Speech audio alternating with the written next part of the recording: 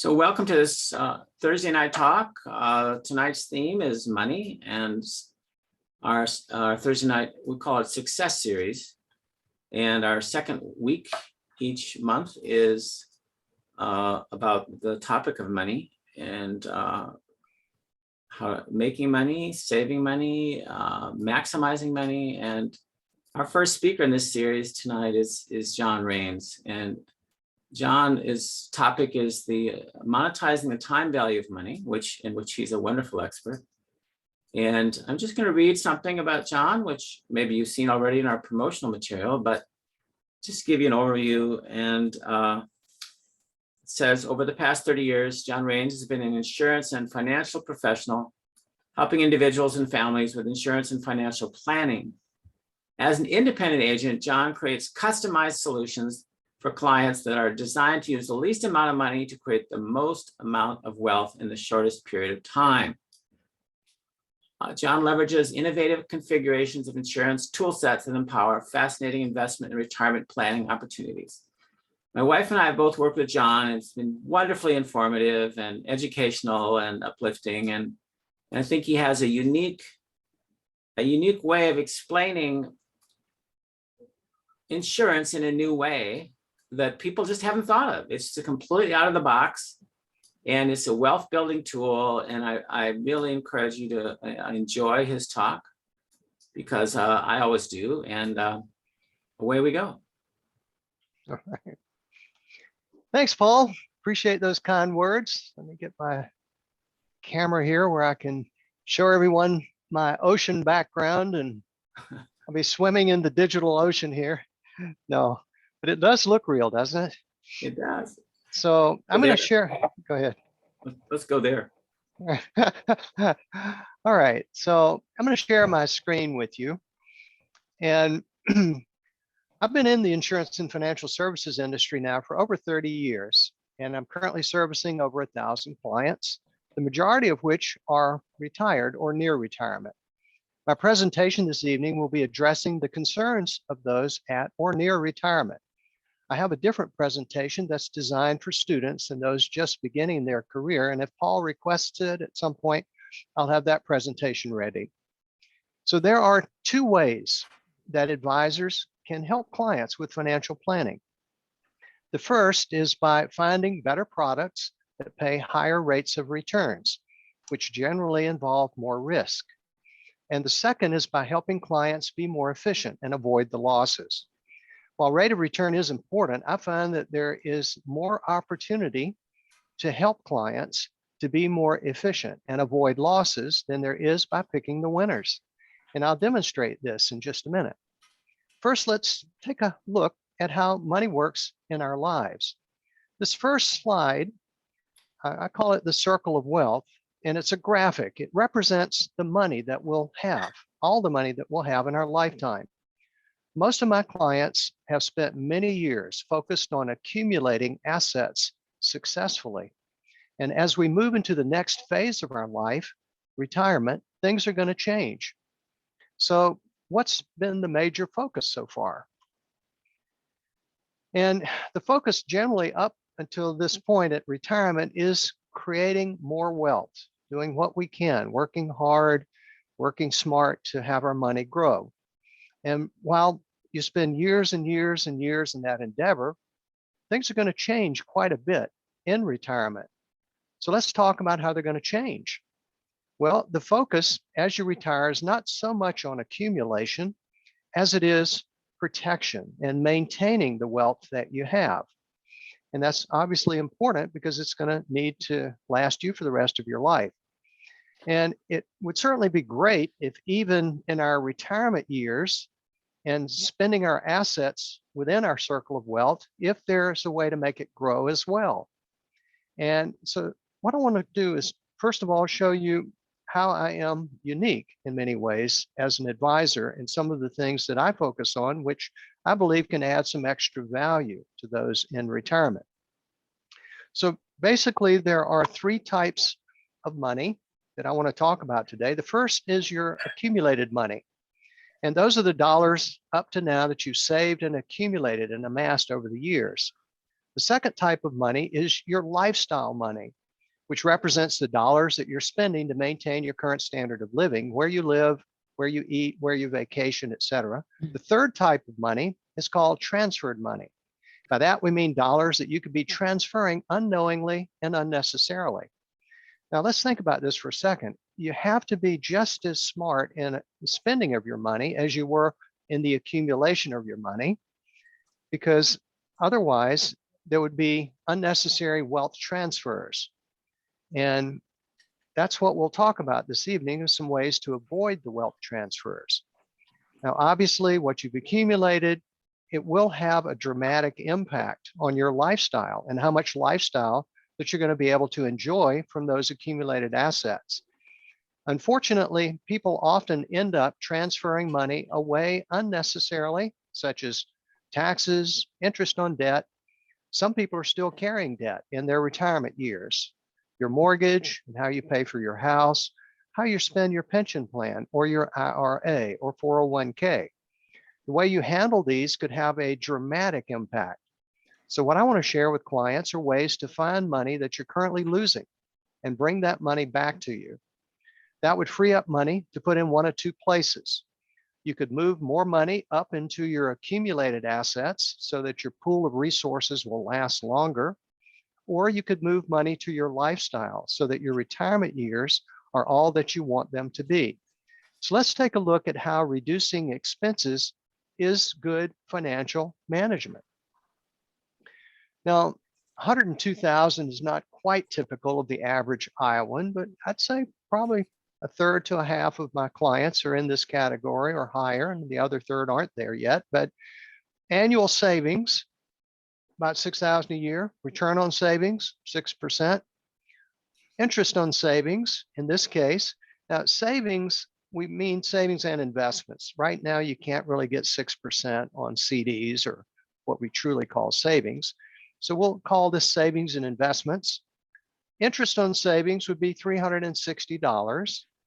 Annual expenses, in this case, we're defining it as everything except what you save, $96,000. Now let's see how reducing expenses is good financial management. If you can reduce your expenses by this percentage, 1%, so 1% of 96,000 saves $960. So that's the return equivalent on $6,000 of 16%, which can be proven by the fact that 16% of $6,000 is $960. Now let me just do that one more time. So reducing expenses by 1%. So if you can find ways to be more efficient with your money and reduce expenses by 1%, saves $960. That's the equivalent of 16%, which can be proven by the fact that 16% of $6,000 is $960. So the two approaches that advisors take, one, higher rate of return, the other being more efficient with the money that you have. So even if, let's say, you take more risk on your investments and you get it up to, let's say, 12%, that's very difficult in this current environment without taking significant risk. You can do it, there's the risk. So the end result is, even if you take the more risk, you're still only up to $720 compared with the no risk formula, which is being more efficient with your money. There's no market risk in doing that. You're at $960 compared to $720. So that, to me, is the essence of a best practice financial planning, is to help people to be more efficient with their money. Now, obviously, it's important to get a good rate of return also, particularly as inflation is picking up. And we do need to do what we can to stay at least even or ideally ahead of inflation. So that's one point on the transferred money. Now, let me go back.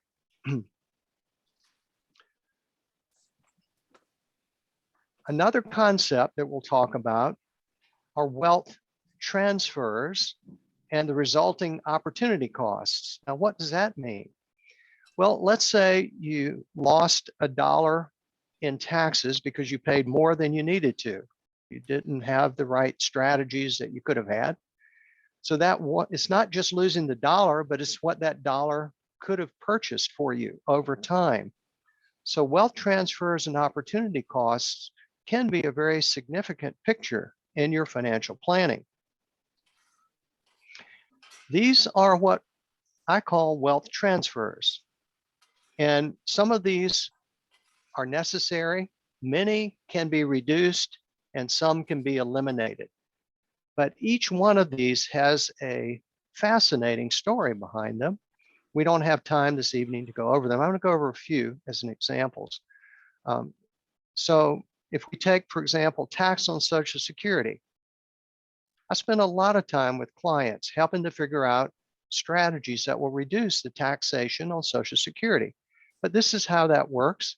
Many of you may know this, but I just want to show you. Married couple filing jointly. And if their total Social Security is $24,000, and then their other income, let's say, is $50,000. So the tax exempt interest, that would be like tax-free bonds, is zero. But the end result is in a tax bracket of 25%. And I'm going to move my video camera over here so I can actually be facing you a little bit more. Hold on. There. Okay. So now we're looking at taxable Social Security benefits would be $20,400, which is 85% of this amount is taxable. People think, well, how can they tax my Social Security? They do. They need it for helping pay off the deficit, in their opinion. But the end result is if you're taking money out of your 401k and then you add that to the taxable Social Security benefits, in the 25% tax bracket, your tax on Social Security benefits would be $5,100. There are ways, there are strategies that you can either get this down or eliminate it completely. I spend probably as much time on this with seniors as I do any other strategy. But let's look at some other points. Tax history. To me, this is fascinating. We've got all the way since the inception, 1913. We look at the average tax rate during that period of time is 57.12%. Most of the clients I speak with tell me they think taxes will probably go up.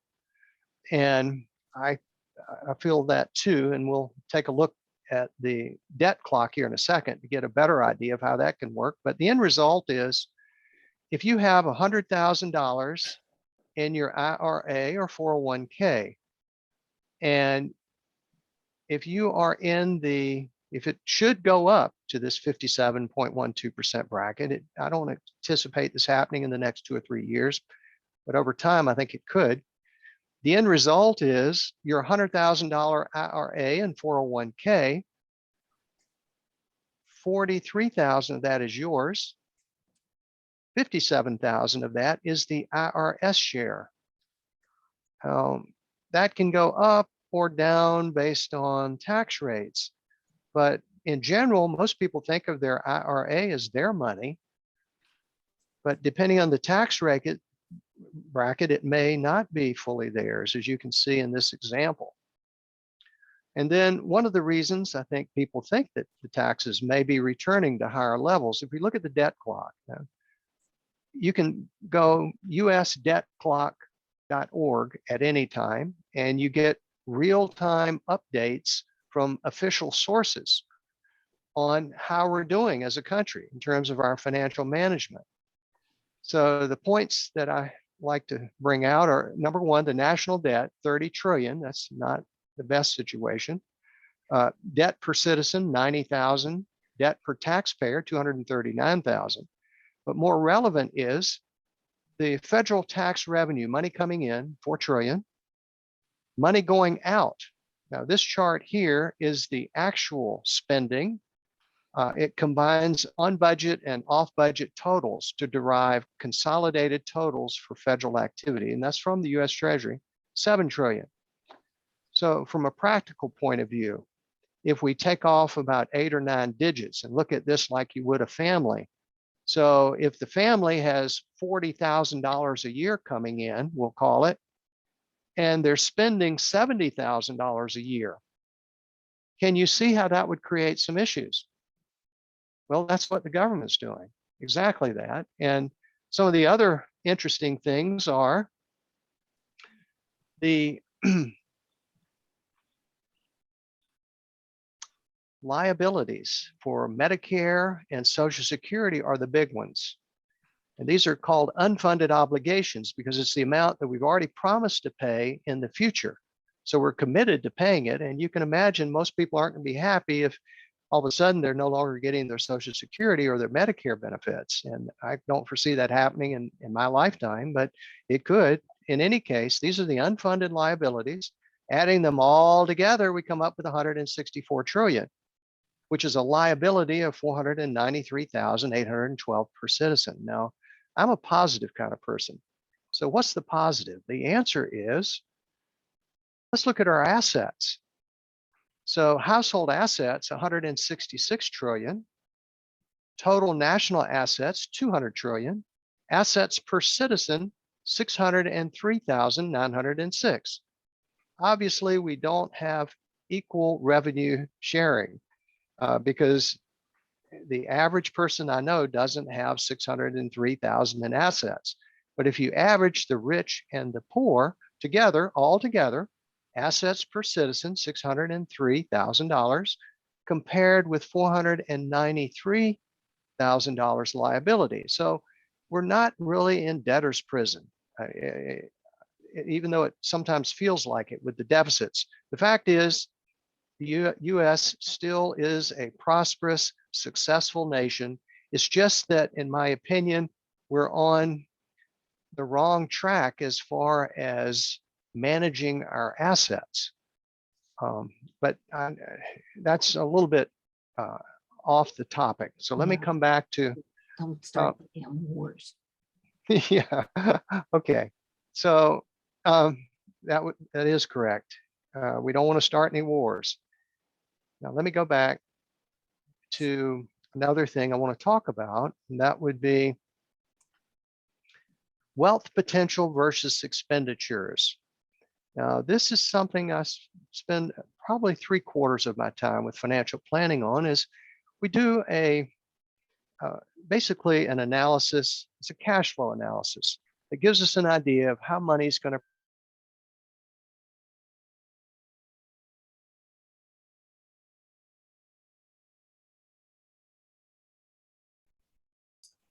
Sorry, John, you got to unmute yourself. Sorry. Oh. Sorry. No problem. Can everyone hear me? Yeah, we're back. You're back. All Sorry. right, back. All right. So what we're looking here, and I'm going to make this a 20-year even Steven thing, 45 years. So starting at age 45, working to 60, or just 20 years, then the end result with 102,000 income that grows at 3% a year, and this is reasonably typical for successful people in Iowa that have good jobs. Current savings, about 88,000. Rate of return, 12 is kind of high. Let's bring that back into realistic numbers without taking too much risk of, let's say, 7%. So the end result is 5,970,992. Now, I've never been really rich, but I've many times felt like it because it seems like everything I want, I have. My income has always been good. I don't seem to have any problems. And when I look back at the amount of money that's come into my fingers, it's pretty similar. I mean, I've had a lot come in and a lot go out. But the end result is the $5.9 million. Yes, it looks high, but then again, when we look at reality, most of us aren't going to live outside. Most of us aren't going to live on seeds and weeds.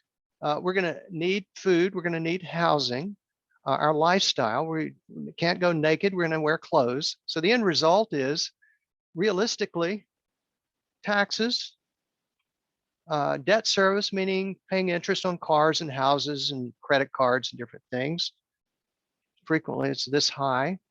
And then savings, let's say 5%, which is It should be higher. Japan's at about 12%. We're about 3% on average for Americans, but the end result is 5%. Now let's look at what happens. Well, the good news, 622,000 saved just because you're putting away 5%. That's a good thing. And it's better than, I think, the majority of retirees. So how do we make this better? Well, let me give you an example. The two areas that the advisors can focus on. They can focus on this rate of return to get that higher, or they can focus on allowing you to be more efficient with your money through certain strategies. So let's talk about taxes. Let's get those down to 20%, 21. Make that debt service. Let's get that down to say 7%. And then lifestyle, let's improve that. Let's live a little bit better. We're going to stop to smell the roses and enjoy life a little bit better. Get that up to 60%. Now, just making these little changes, what kind of an impact will that have on our savings? Quite a bit. And notice we didn't touch that sacred lifestyle that no one wants to be reducing. So the other option is, well, you could increase the rate of return to maybe 10 or 12 by taking a lot more risk that might or might not work. You won't touch this. Much, much, much better financial planning, as I see it, to become more efficient with what you have as opposed to trying to take more risk. Now, I'm still not going to put down getting a higher rate of return. We need to the extent we can, with a tolerance for risk that is suitable for your particular circumstances. But at the same time, as far as efficiency and best practices, I believe the majority of my time is best spent helping clients in this area compared to this area, although both are important. So now let me go back to where I need to be. Just a moment.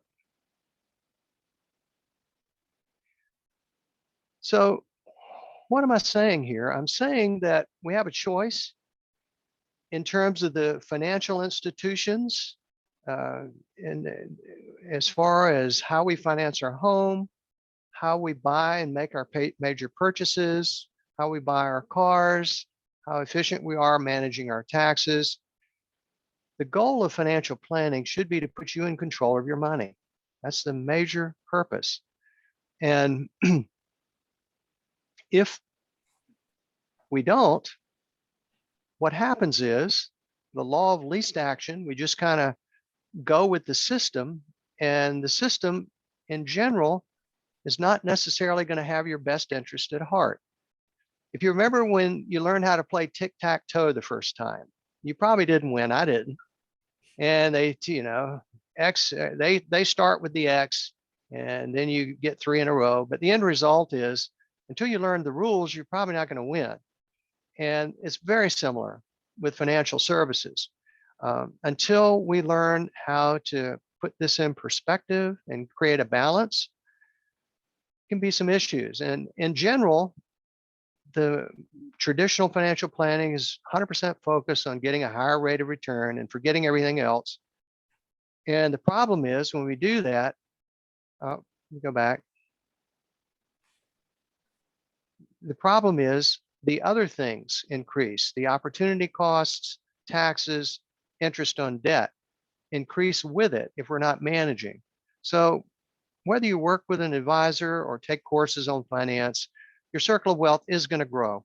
It's just the nature of it. However, without the proper training, without like going with golf, you have to go out to the practice tee. You tennis, you go to the course and practice. With financial planning, you also need to learn the rules, primarily not to lose the wealth. Otherwise, these other things are going to grow along with your circle of wealth, and it will have an impact, and a pretty significant impact, on how much you're able to save for retirement. So that's kind of the upshot of the financial planning. And the graphic is, there are 2 ways you can go. You can pour more money, pour more water more quickly to try to fill up the bucket, or you can plug up the holes. And then you're going to fill up your bucket, even if the flow is just at a trickle. And the same is true with financial planning. If you can become more efficient, then it's not that difficult to accumulate wealth. And then, of course, managing it in retirement, that's the other challenge. Now, the purpose of my talk this evening, I mentioned something about a better way, or let me, monetizing the time value of money. How do you do that? Now, that for most people is something that they probably hadn't even thought about, but there are ways to do it. And I'm going to show you. So let's go back to the a little different presentation that I give. Something called a private reserve strategy. And this is a graphic to give you an idea of how money flows in our life. Money is, in many ways, it's like water. It flows, it looks for places it can leak out. It takes the path of least action. And that's true with money as well. We've got money coming in to our what we call lifetime capital potential. And it builds up and accumulates over time. And then it tends to flow. There's a tax filter that takes part of our money. And then the money continues to flow, and then it's consumed and gone forever for our lifestyle. It could be college for children. It could be buying new cars. It could be entertainment. It could be food, all the different things. That's just the way money goes. And many of us, while we're working, will channel some of that money into our investments or our savings, and doesn't have to go through the tax filter when we channel it this way. Otherwise, the earnings that we have, generally, you're going to have to pay some of it in taxes. And then the thing I like about the graphic, it shows that to get money up to support our future lifestyle, it takes some effort. It's kind of like going uphill with water. It's tricky, but we have to do it. And the reason being, we have our current lifestyle and we have our future lifestyle. It's kind of like an ongoing, we'll call it a battle, and you're the general of both armies. So to win the battle means balance. So we don't want to sacrifice our future lifestyle to enjoy our current standard of living, and we don't want to sacrifice our current standard of living to enjoy our future lifestyle. So the answer is balance. And go back over here. So the main benefits of what I'm going to show you now are going to be increased savings and lower financial stress. That's the purpose of the private reserve strategy. Yeah, let me go back here. So as money's coming in, yes, you pay taxes, but there is a balance between how much is being spent and how much is going into supporting your future lifestyle.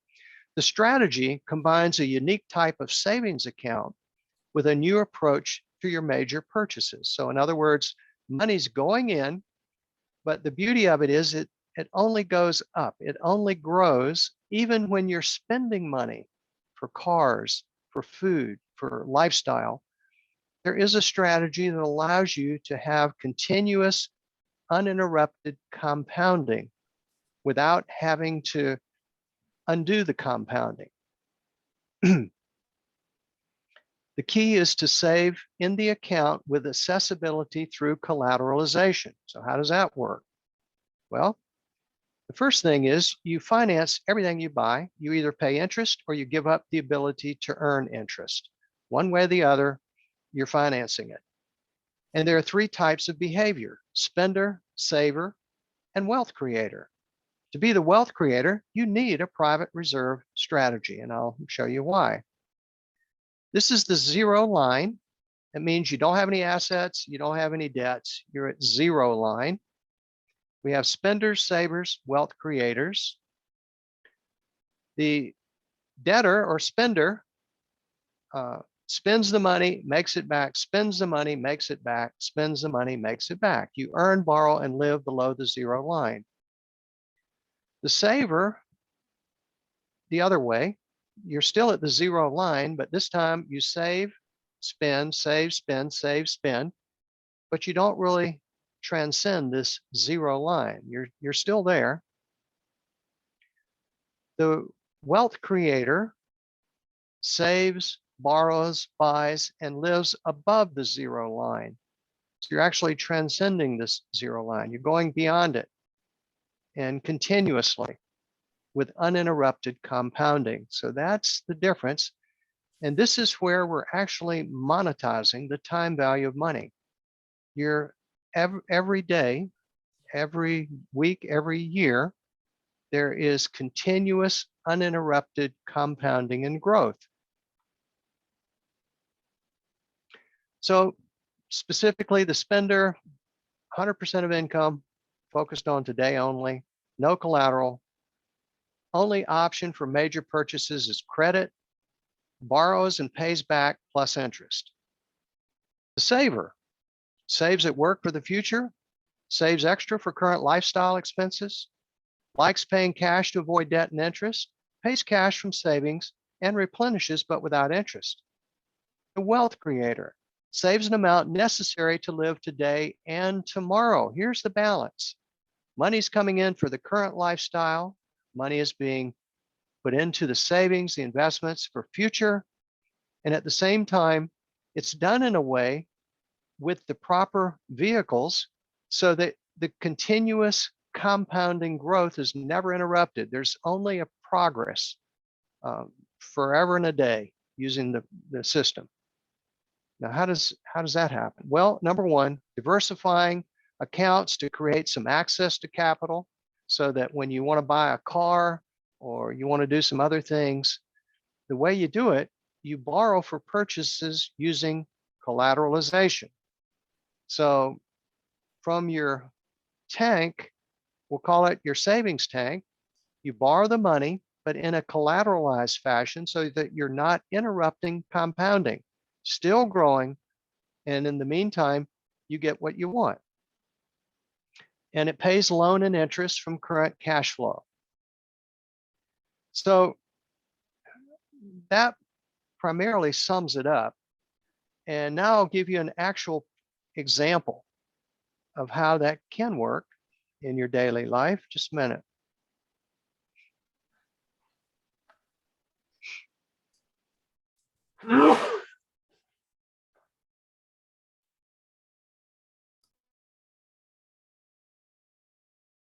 Now, this is a vehicle that people can use as a private reserve.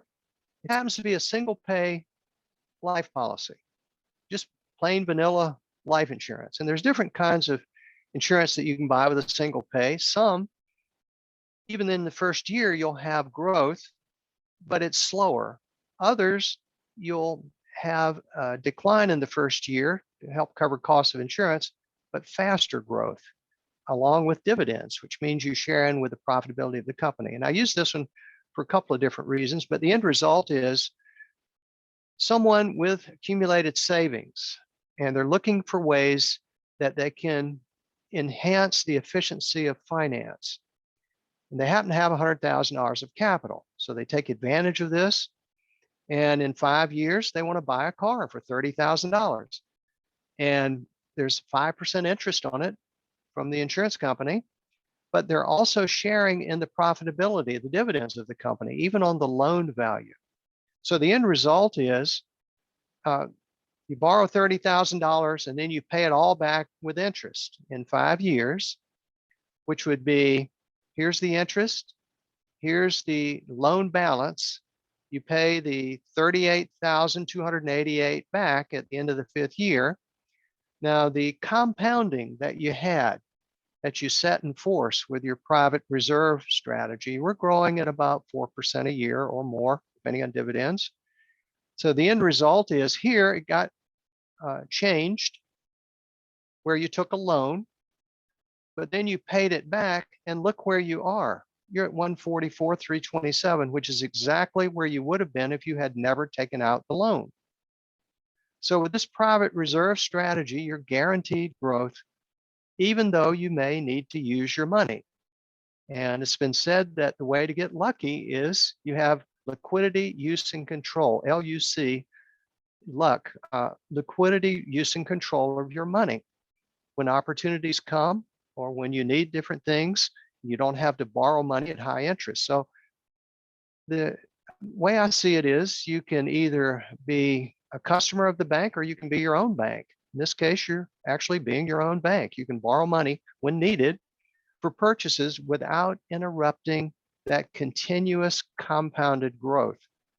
And that, to me, is the way that you monetize the time value of money. You have a perpetually growing private reserve account. And there's some other strategies too, but that to me is the essence of how to create your own bank, how to have continuous growth, even though the circumstances are going to change for everyone. Yes, you will need some investments that have higher rates of return and higher risk.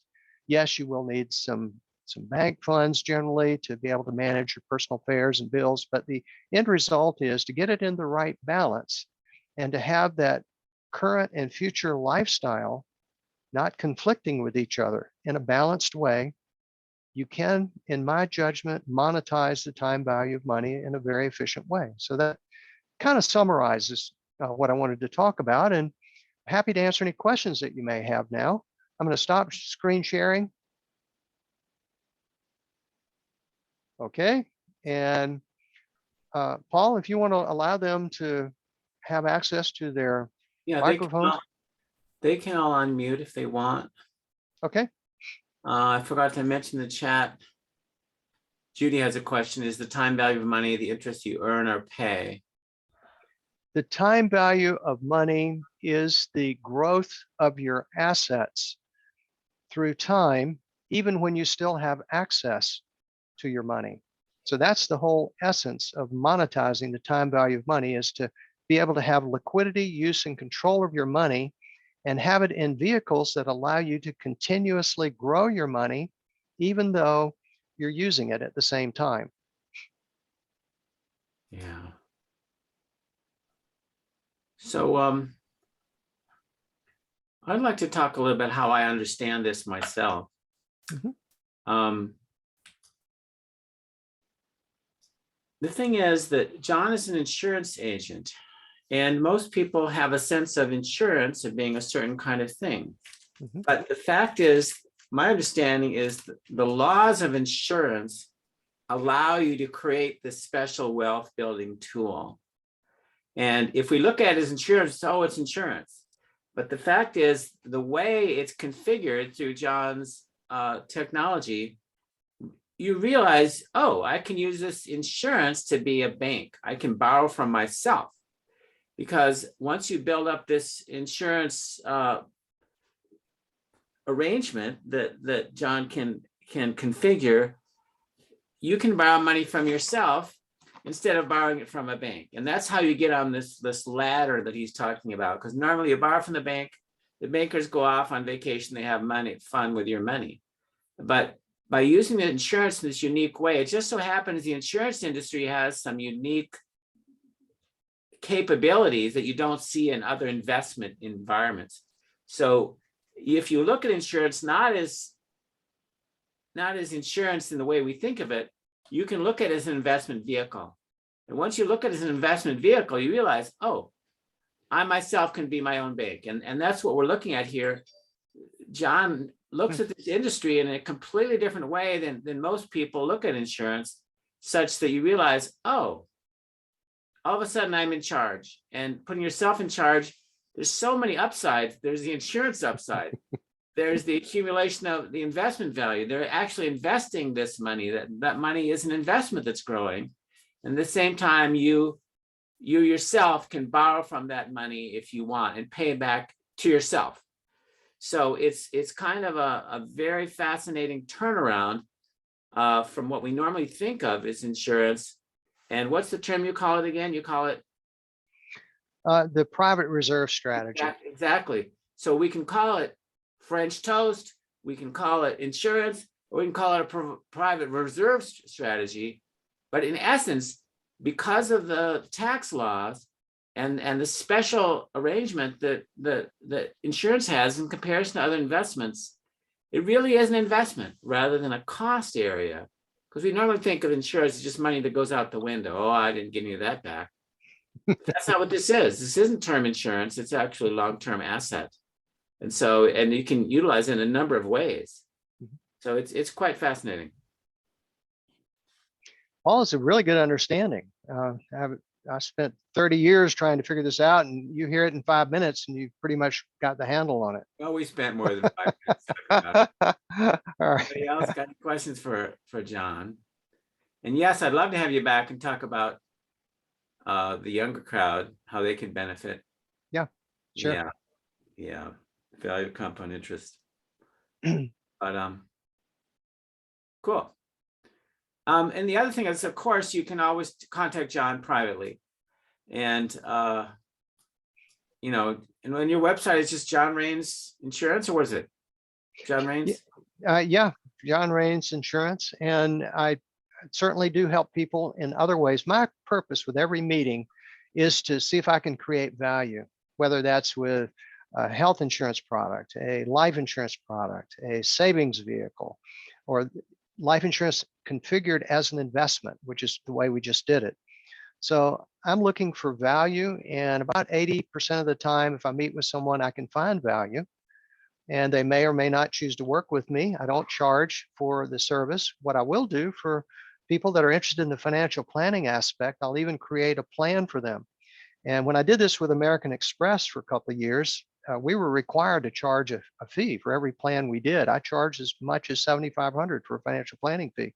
Now I don't charge for a fee, and the reason being, I want to prove that I can demonstrate value. So I will do a plan and let them be the judge. And it always felt a little awkward with American Express. It's like, in a way, you're applying for a job of managing a part of their portfolio, and you're charging them to apply for a job. And that didn't quite feel right. And I'm thinking, no, better look at it from a different perspective. Let me show my wares, show what it is that I can do to create value, and then let them determine if they want to work with me. And the way I get paid is if we do find a value that they agree and we can demonstrate mathematically it's in their best interest.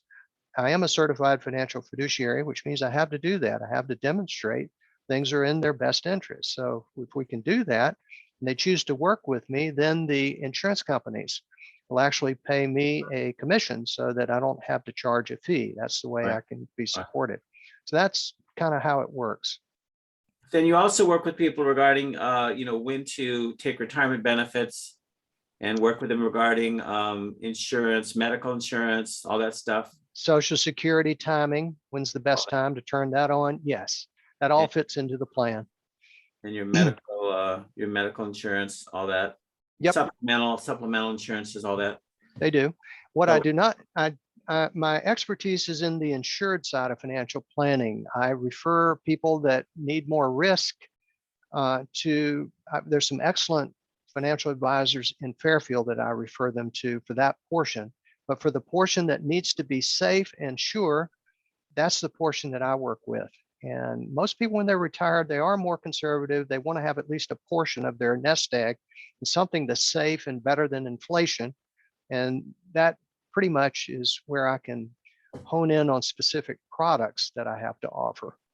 Now, I have a question for you, and that is, a lot of our community really has never made a lot of money. A lot of them have worked on, let's say, on staff. You know, do you have any comments for people who are still working, or they don't have a big nest egg built up, or they're you know, on IA or on Social Security, they don't have a lot of money? I mean, there's a lot of people, I think, who haven't planned well for retirement and don't even imagine that they're going to be able to retire, really. Well, any comments for that crowd? Yes. And for those of you that are affiliated with Maharishi, I think most of you are, I am, I've learned TM, and he had such wonderful wisdom to help us to enjoy our life and become prosperous. But his whole essence, as I see it, to gain good fortune, we need to create supportive nature, which is another way that I see it, is becoming lucky. And supportive nature, I've known many people in this community that have had many ups and downs, and working full time for a charitable organization, you can't expect to accumulate a mass amount of money. You just can't, but you do accumulate other values. And a lot of that is the ability to win the support of nature. So that many of the people that I know have been on these $50,000 and $100,000 enlightenment courses that are just unbelievably wonderful, and yet they have virtually no assets. Well, how does that happen? The answer is because they do have support of nature. And I've seen many cases where people are, if not enlightened, they're close, in my opinion, judging just their level of happiness, level of inner bliss, the way they handle themselves with others. And they're not all that concerned about excess wealth as long as they have their basic necessities met. And, I've felt myself in certain cases in Iowa, I've never gotten that rich. I'm comfortable, but comparing my lifestyle with Bill Gates, I've got everything I need. I've got excellent food. And I don't have all the hassles that he would have with all the business stuff he's got to deal with and all the other things. But sometimes, just to me, wealth is appreciating what you already have. Because if you're trying to accumulate more, even billionaires get hung up on the phone. Even billionaires, when they call the bank, they get voicemail and they get frustrated. They get all the frustrations that we have, and they can't get out of it either. But as far as that wealthy lifestyle, which means clean air, clean water, good food, good company, I think for those here, we've already got that, even if we haven't yet had the support of nature that may come. I've always got hope, but at some point, the university, I think, is going to be recognized for the excellence that it does. It already is, but I can see that expanding and bringing in more wealth and more opportunities for the traditional salaries and things. So I'm pretty upbeat about it. I don't know if you can see the chat. We have a question from Judy. I'm not sure I totally understand it, but can you see the chat? I'll put it up here, and let's see. I can try to ask it, but it's a question that I've asked many places, and just sometimes people's brains just turn off because it's too crazy. People who are on Medicaid and are intelligent and able to do something, except if you increase your income when you're on Medicaid, then they cut the Medicaid, so then you don't have anything to live on. Is there a wealth, wealth? Can you become a wealth creator when you have no money? And Medicaid isn't necessarily negative money. You may not be in debt. You just don't have any coming in. Judy, that's a really good question.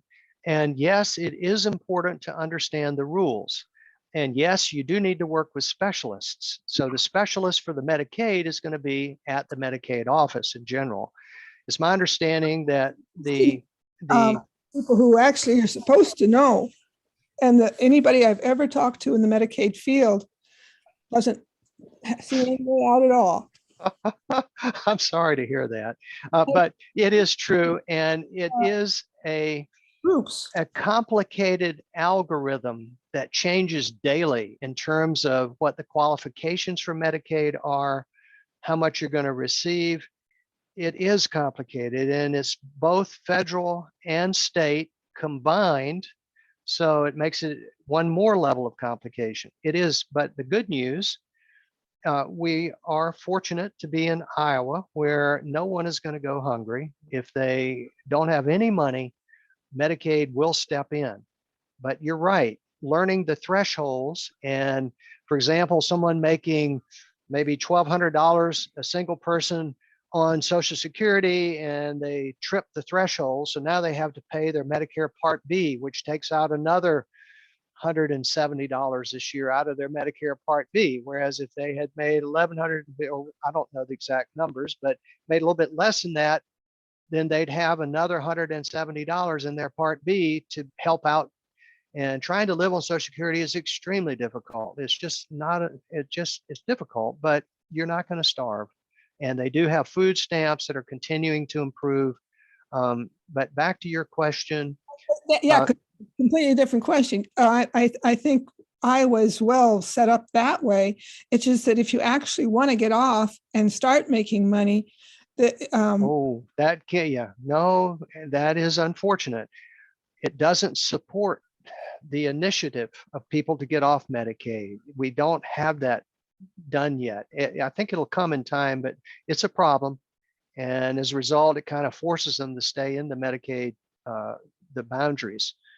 And I don't know what the way out of that is, other than the supportive nature of that person to maybe through friends or good fortune find the right occupation that will bring in something that will get them above the threshold that they're comfortable with. so as far as you can say, your wealth procedure would be just to get above a certain threshold, then you can pull yourself out. Yes. And the things that I discussed this evening are not as applicable to those on Medicaid. That's a different level of support that they're going to need. And I do help people that come in that are turning 65, or maybe they're in their 70s and they need some help with their health insurance to figure out, number one, how do they get out of that $170 a month Part B premium? And number two, how do they get support on their prescription medications? And number three, there's now a service that we have with one of the companies I work with, United Healthcare. So there's a whole range of benefits to help seniors with food, with transportation, with medical, with drugs, a whole bunch of things that I don't have the resources and time right now to study up fully. But I can give the person the number and they can check with them to check on available resources that they may be able to take advantage of. So there are some areas that can help in that way. Well, thank you. I don't want to sidetrack. It's just, No. It looks like your tools make so much sense. And I think if all of us had heard them about 40 years ago, we would probably be much better off. Well, I would have been better off if I had known this 30 years ago, but it just takes a while. And now for me, it's a hobby to take these educational courses. I love them. They're fascinating. Something about finance that fascinates me. And, you know, at this point, I kind of want to be a finance maximalist. I want to learn all the different stories, and that way I can add value to pretty much everyone that walks in. So, Thank you so much, John. my pleasure. I would like to have you back Yeah. again. And for everyone who's come, thank you for attending. Hope you're enjoying these Thursday nights.